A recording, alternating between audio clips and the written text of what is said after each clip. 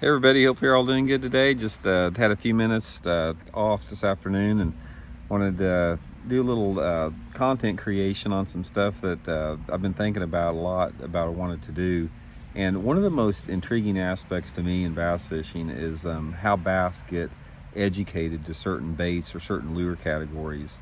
And it's something that really doesn't get talked about much because people say all the time, it's like, oh, say for example, when people started throwing an Alabama rig constantly, it's like, oh, those bass are just getting conditioned to it and they don't bite it anymore. But the question that I have for that is, how quick do the bass evolve and educate themselves almost to the point where it like becomes part of their DNA, where they simply don't make those mistakes anymore? And example, what I want to talk about here, and here again, this is just stuff that I've formed my own opinions from my observation on bass behavior over the years. And here's a prime example of what I want to talk about. Back in the early 1970s, when the first couple times I started bass fishing with my dad and a friend of his, they'd go down to Table Rock and Grand Lake. This has been back in the late 60s, probably early 70s, long time ago. And back then they had, Dad used fiberglass spinning rod with a probably 8 or 10 pound test, blue monofilament, and a Mitchell 300 spinning reel. And the baits that he used basically was an old Hellbender, which is looks like one of those big things they throw for walleye. It looks like a big giant peanut with a sharp metal bill on it. They throw the Hellbender, and they throw a thing called a swimming minnow, it's sort of like a rattle trap or something. It was a vibrating lip, and they throw like a purple flip tail plastic worm, and that's about it. And I remember distinctly about how many big bass that my dad and the friend of his he fished with all the time would catch on that Hellbender. They'd go down, several times I saw them catch, 7 to 9 pounders on the Hellbender at Grand Lake and Table Rock both. And now you can still buy those Hellbenders; they're still for sale. But I don't think there's any way that you could go down to like Table Rock Lake today or Grand Lake and even get a bite on those things, let alone catching a 9 pounder on it. But here's the thing about it: it's like those bass have not seen Hellbenders really in 45, 50 years. It's not like they see them all the time like they do a square bill crankbait or a Alabama rig or Vision 110 or something like that people fish all the time.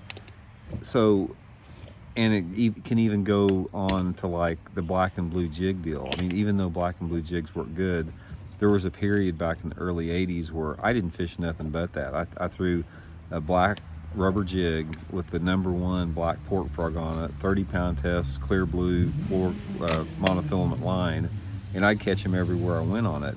And now if you went with that same setup, like a big 1/2 ounce black jig with the black pork frog, and you went flipping down a set of docks or whatever like that, you're going to get very few bites. I mean, all the soft plastic technology we have now, the soft, plastic stick baits.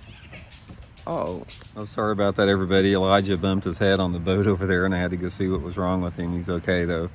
But so anyway, I was talking about the black and blue pork frogs. Right now, if I took 30 pound test, high visibility monofilament, a 1/2 ounce black rubber jig, and a #1 black pork frog, and I went down a row of bushes, a row of boat docks, a row of laydown timber, say on Table Rock Lake, I'm going to get very few bites. But if I go through back that same water with like a soft, stick bait, some type of a creature bait, a brush hog, tube, something like that, I'm going to pick up some fish. But again, those bass, they haven't seen a pork frog in decades for most of the time around here. And the same goes for a lot of different other baits, a lot of the old baits that you see like that. So my question is if these bass have never seen these particular lures before, and when you come out with a new type of bait that comes out, back, say for example, remember when all the swim bait technology exploded, a new lure category like that, and the fish really bite them a lot because they've never seen them before.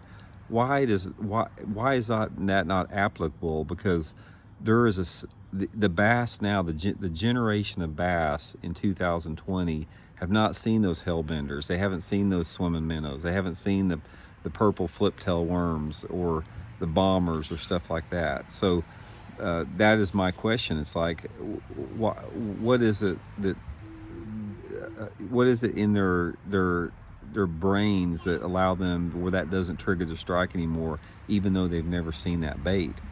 So my theory is, I've got a couple different theories on this, how it goes. First of all, I don't think there's near as many bass in the lakes today that there were 50 years ago. I just don't think they are. I think the populations are a fraction of what they are back then. But we have gotten so good at catching the bass, as far as with the lure technology, the electronic technology, all the equipment we have. We've refined the equipment to a level where there's just no stone unturned.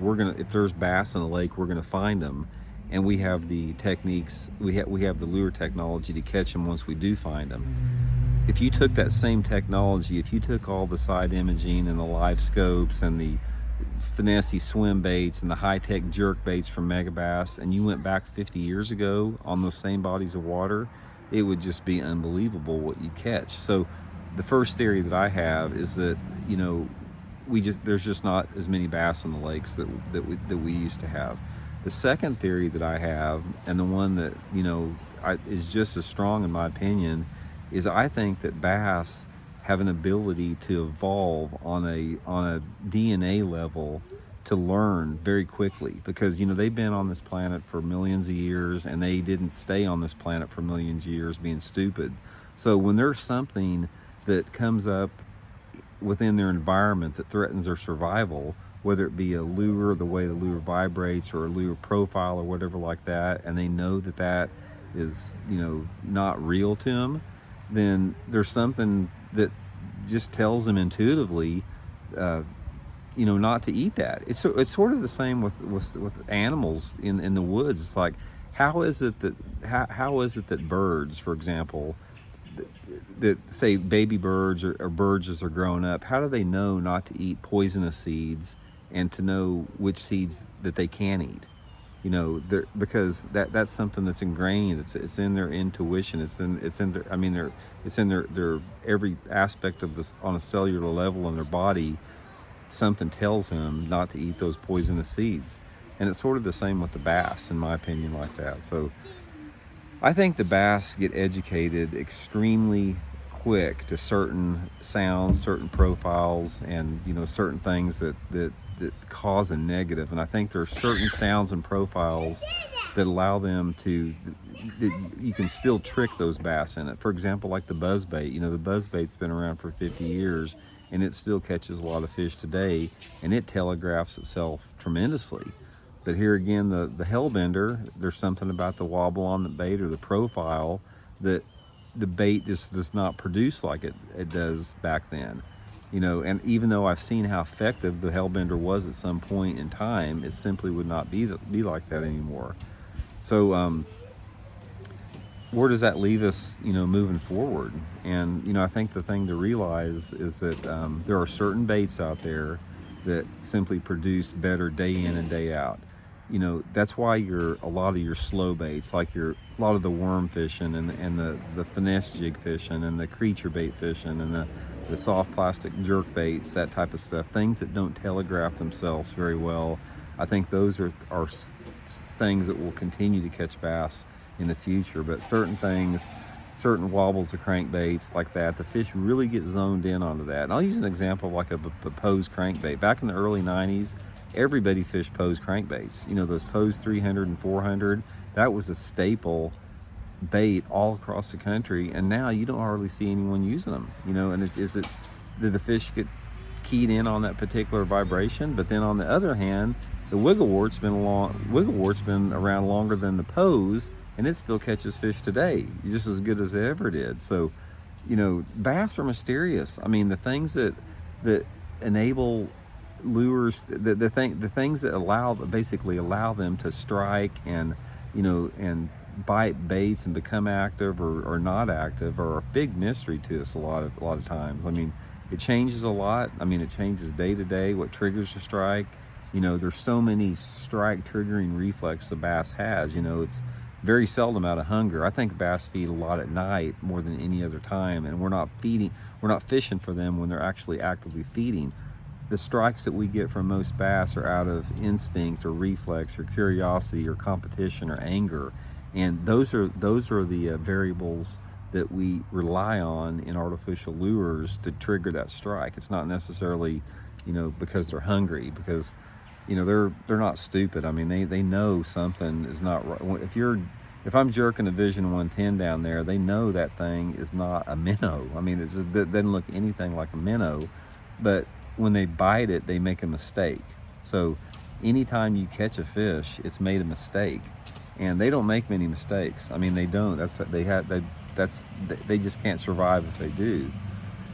So anyway, interesting, you know, thought there. And one of the things that Johnny and I are going to do on Fish the Moment moving forward in some of our videos is we're going to do a couple of videos on old school baits where we're going to go out and we're just going to have nothing but, you know, Hellbenders and bombers and jitterbugs and hula poppers and, you know, lazy ikes and that type of stuff that they used 50 years ago. And we're going to go out and we're going to see, you know, how well we do, you know, with old school baits, you know, old school baits, you know, in today's fishery.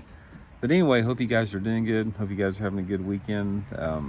We'll getting ready now. We're, like I said, I'm leaving and later next week for the Bassmaster Open on Lake Neely Henry, and I'll keep you updated on how that goes. I'm going to be filming practice and the tournament, just like I did with Rayburn and the last tournament we had at Hartwell, which those will be coming up on Fish the Moment here in the next few weeks. So we'll keep you updated and talk to you guys later. See you.